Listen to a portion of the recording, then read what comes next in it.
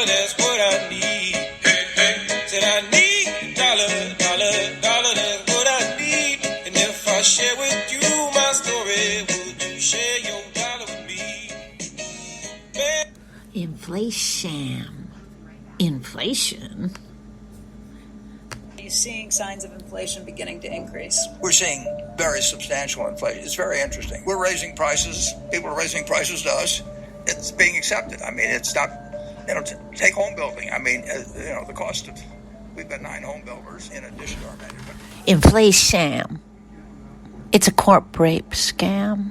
We all must overstand. Welcome to this PoemCast de-krapitalist lesson plan. InflaSHAM meant to cause us po folks hunger pangs. Rigged to make a monsters on and Bezos even more bank. Gas $6, so po mamas can't even drive our elders to doctors or pick up our sons and daughters, filled with a lot of poor people lives like we just don't work hard enough or pull up our bootstraps high. While transportation costs rise, so even if we get a damn job, we can't afford the ride.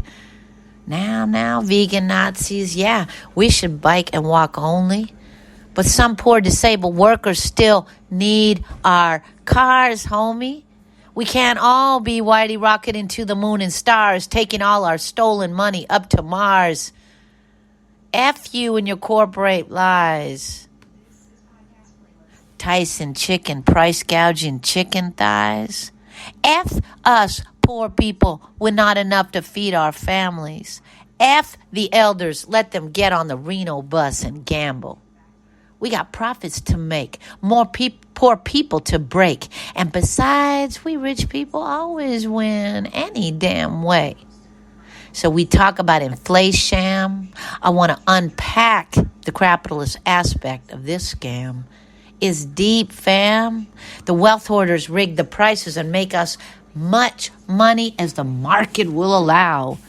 Then we can't keep our jobs, pay for childcare or food to eat. They make money on our crash and defeat. You see, family, they make money every which way. And sometimes the so-called slacktivists, non-profiteers, and revolutionaries should be including bloodstained economics in their strategy planning days. Yeah, this PoemCast from a poverty scholar goes out to all my fellow poverty scholars trying to make it from one day to the other, trying to feed our babies when the economics don't make no sense.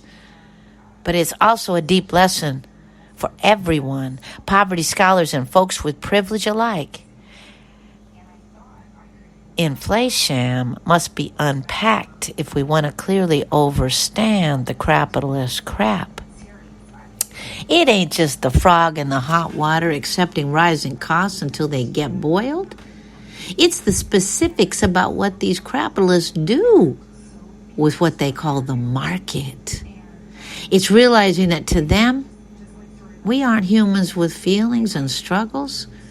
We are a thing that can be played with. How high can we charge them for chicken legs before they don't buy no more chicken? Not how much we going to charge and then they become hungry. Or how much can we rake in for our diapers before they stop buying diapers and earn profit for our parent company, Monsanto and Dow. Yeah, it's a hustle, a pyramid scam on another level, and of course the white-collar ballers never get jacked, incarcerated, or stopped. Well, we try to hustle just to make it on the street from one day to the next.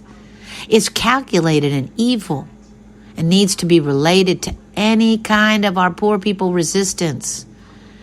Since before recorded colonial time, our mamas, uncles, and communities have been functioning a different way. We've been pooling our resources, pooling our monies to support each other. Not a one-off kick down, uh-oh, you got a crisis, I got to show up in your town. But ongoing indigenous community interdependence. If anyone has a job in the town, everyone eats. If people pool money, they all eat. They all have businesses. In the 80s, a small group of women from the global south started one of these circles. That's Bangladesh, to be exact. And an academic named Mohammed Yunus launched the Bank of Grameen, which at its core was a beautiful progression of our interdependence. Each of us survives and thrives if one of us does, making small microloans to people in poverty so we could create our own micro businesses in saving circles with other micro business peoples in poverty. At its core, the root principles of the Bank of Grameen and saving circles resists krapitalism and subsequently the lie of the so-called free market, which is never free, where the prices are gouged and fixed, and our ability to survive inside of it relies on a wealth hoarder's decision that day how much he's going to steal from us and which way. But like most things in this world, Muhammad got a Nobel Prize, got sold out and pimped and played by the IMF. That's the World Bank with 3 Ks if you don't know. One of the neoliberal lies of global poverty and terrorism on poor and indigenous nations across Mama Earth. They brought the concept here and began the IDA loans at places like Bank of Apartheid. America, KKK.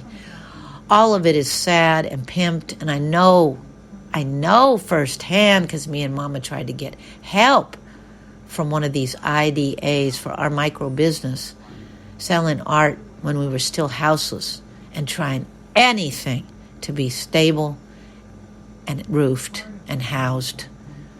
All that said, for us revolutionaries to truly create self-determined movements in resistance to capitalist terror, violence, and hoarding, we also have to learn back, walk back, give back, and land back the indigenous economics of our ancestors.